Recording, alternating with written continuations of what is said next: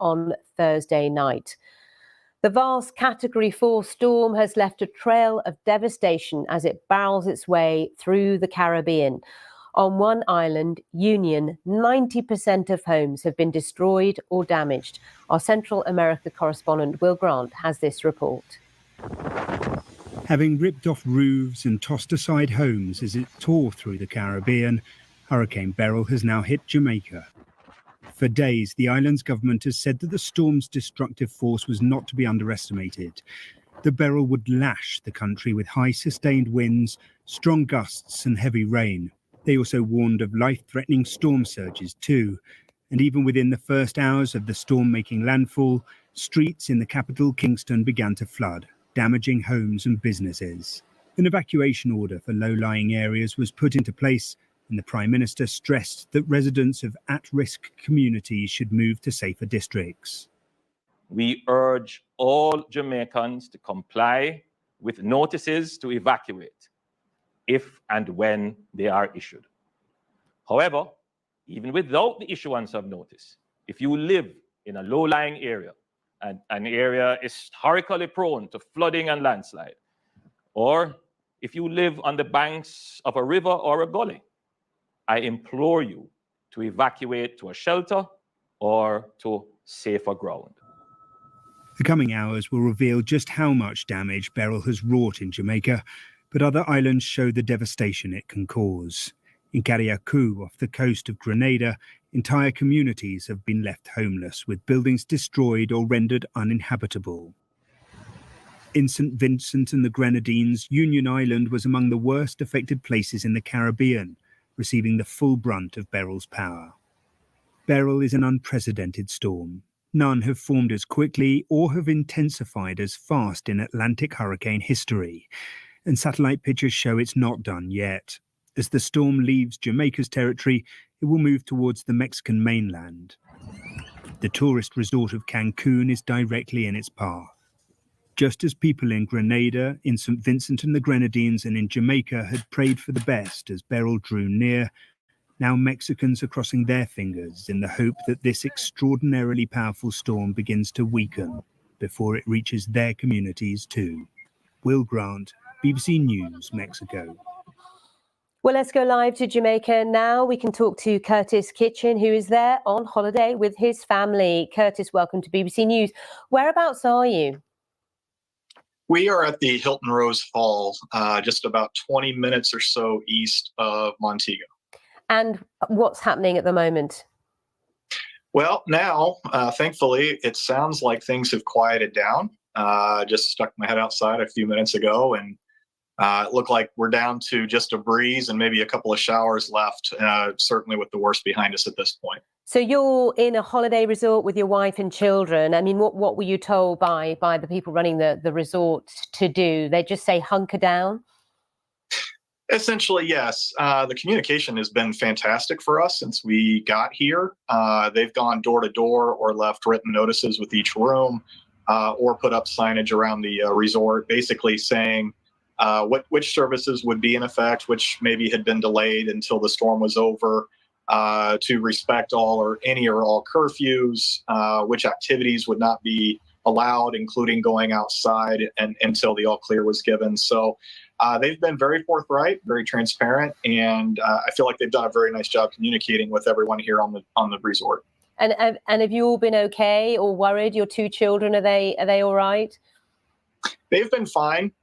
They actually spent most of the day in the room, and we went down. We were able to go downstairs and have meals at different times. And I think, thankfully, they're just still young enough that they saw it. But my wife and I tried very hard to make it sound very calm and that we weren't that worried about things. And so I think they took our lead very well.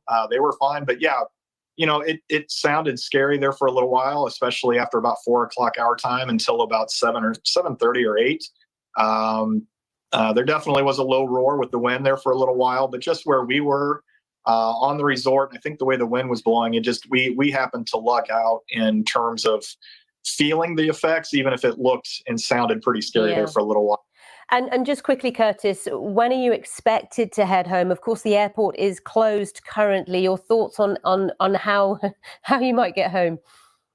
Yeah, we're actually not thinking about that quite yet. We're here until we actually just got into town yesterday, or arrived yesterday, and we're here. We're scheduled to be here through the weekend and leave on Monday. So hopefully that'll be enough time for any cleanup to happen and our travel not to be delayed. But we certainly will be paying attention to that going in the days forward. All right. Well, a slightly different holiday to what you were expecting, I'm sure. Curtis, thank you for talking to us on BBC News. Curtis Kitchen there.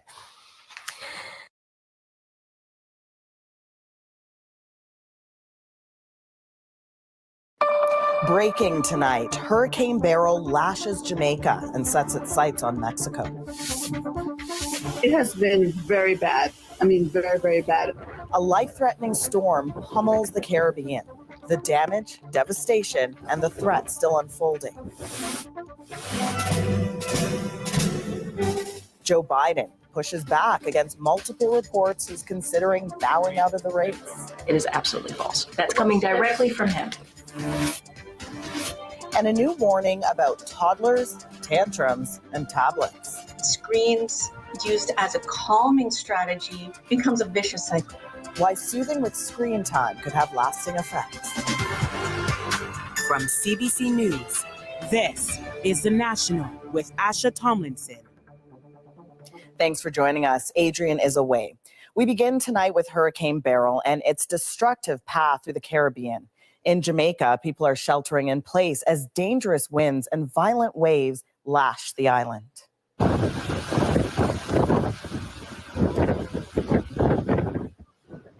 The eye of the storm has skirted the southern coast, creating storm surges 2 to 3 meters high in some areas. Blackouts have hit parts of the capital, Kingston, so the full extent of the damage may not be known for some time. But Beryl is still on the move. The Cayman Islands will be its next target tonight and into tomorrow, before moving on to Mexico and southern Texas into the weekend. But first, Sasha Petrusik shows us the situation unfolding in Jamaica as the deadly storm roars over the island.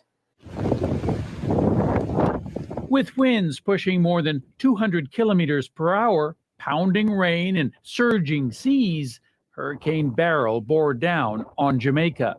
It has been very bad. I mean, very, very bad. Hitting this eastern tip first off Nicole Shirley Phillips' porch. It's raining. Yeah, gusts of rain. A lot of trees are down. A lot of banana trees are going to be down. Jamaica is used to hurricanes, but not like this. Beryl has come much earlier in the season. Its strength has grown much faster. When we realized that this was coming for us, it was like panic, like, oh my goodness, it's been a while since we've had this happen.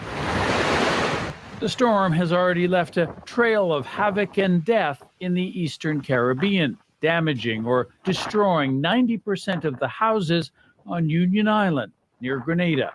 To see this level of destruction, it is almost Armageddon-like, almost total damage or destruction of all buildings, complete devastation and destruction of agriculture. With the northern eye wall on land over southern portions of the island. As it hit Jamaica, even meteorologists from the U.S. Hurricane Center were surprised. So very dangerous conditions ongoing now in Jamaica, and they are going to continue for the next several hours. Experts say Beryl's fury is fueled by warmer than normal temperatures in the Atlantic Ocean. Our region bears the brunt of the impacts of climate change.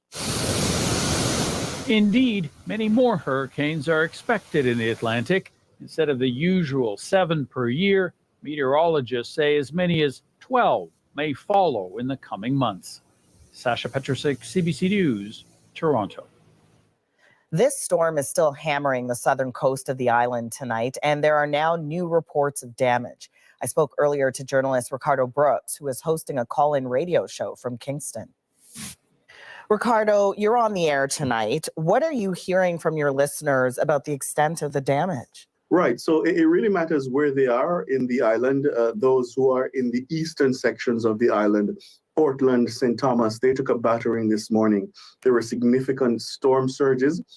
There have been reports of damage to buildings. In fact, the major international airport here in Kingston, we just reported a section of the roof has been damaged.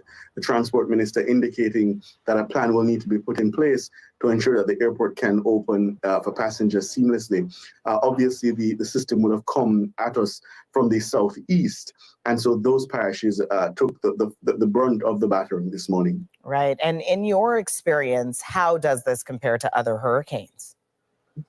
Well, I think, first of all, the response was much more coordinated. You got a clear sense that the government took this very seriously, and the state apparatus was activated 48 hours ahead. The communication was succinct and clear, and you got the sense that the government and the state was ready.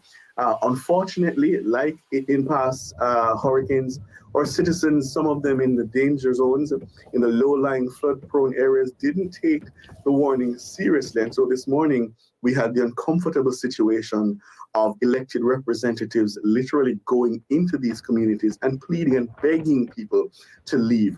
Journalist Ricardo Brooks in Kingston, Jamaica tonight. Thank you. You're welcome. And late tonight, Canada says it will provide $1 million in critical aid in the wake of Hurricane Beryl. The minister in charge posted the announcement on social media, saying partners and response teams are supporting people affected in the Caribbean region. Turning to Washington and some tense times at the White House, where Joe Biden is pushing back against concerns about his mental fitness. The presidential election is just 4 months away. To his party and his country, Biden's message is clear. He's in this race to win it. But as Paul Hunter explains, new reports are casting new doubt.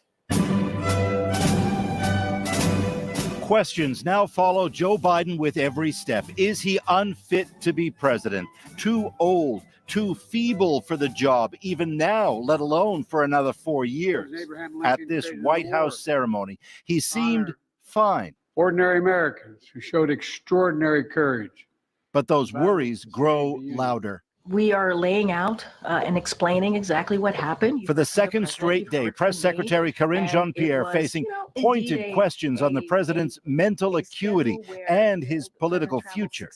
Asked straight up, will he step down? Absolutely not. And on multiple reports that he's now actively considering ending his bid for re-election. No, it is absolutely false. That's coming directly from him. The president is clear-eyed. And he is staying in the race. I don't have anything else beyond that. He's staying in the race. President of the United States, Joe Biden. All of it continued fallout from that debate last week with former President Donald Trump. Deemed an utter disaster for Biden, stumbling often and seeming to lose his train of thought. Everything we have to do with A new poll now suggesting Trump's lead on Biden among U.S. voters is widening. Biden's supporters, be they lawmakers, donors, friends, signaling worries his bid for re-election is imploding. On that, Democrat state governors met directly with the president for what they later described as an honest, candid conversation on the key question, can he do the job? Do you think he's fit for office? Yes, fit for office. But meanwhile, reports Biden himself knows there's a serious problem and that the next few days are crucial for determining his future. Under pressure to prove to all he's fit for office and re-election, and to push back on the sudden and sobering concerns he is not. Paul Hunter, CBC News, Washington. Prime Minister Justin Trudeau is also facing questions about his leadership, which dominated his first news conference since that surprise by-election loss more than a week ago. Ashley Burke now with why some of his MPs are thinking of calling it quits. What's your name? After losing one of the safest Liberal seats in the country, the Prime Minister returned to the safety of home. His Papineau riding trying to push ahead with business as usual, when the unrest in his caucus is anything but. Last week's by-election loss, not to sugarcoat it, was challenging. It was something we need to take seriously. At his first